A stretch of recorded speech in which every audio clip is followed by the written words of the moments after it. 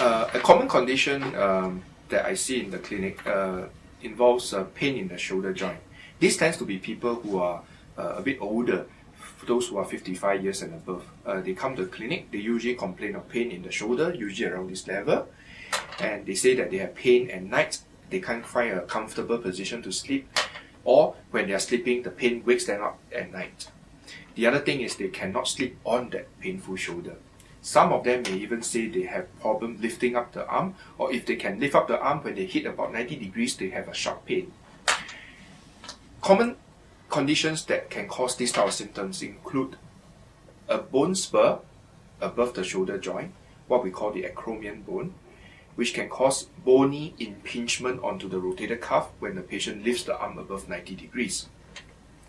This can usually be determined through history, clinical examination.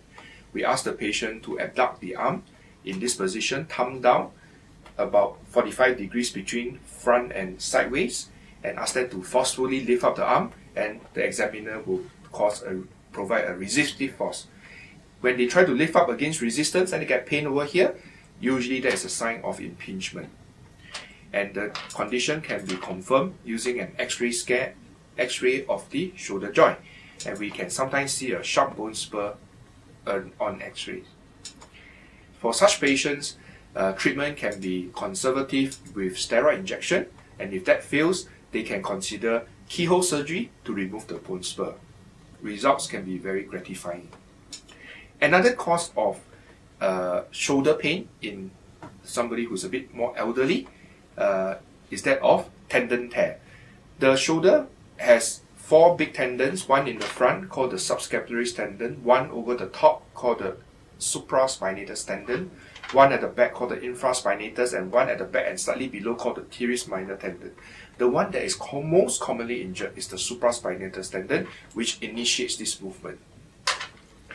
Now, if a person has a rotator cuff tendon tear, can this condition be treated without surgery?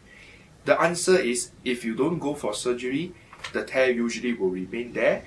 It may remain small, but in all likelihood and purpose, it will generally start to tear wider and wider, bigger and bigger. The reason because the arm muscle is always, the rotator cuff muscle always pulling in the opposite direction and pulling the torn part away from the bone where it was attached to previously.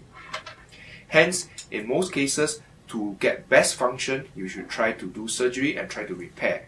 Nowadays, surgery is done through keyhole. We can put in a TV camera, see the tear, and through keyholes from the skin, we can repair the tendon back to bone. If the tendon tear becomes too big and too chronic, sometimes it's not possible to repair the tendon. Then it becomes a very big problem. And if that happens, sometimes we have to consider shoulder replacement for these patients, but we try not to do this in anybody who is less than 65 years old because such prosthesis may not last for many years.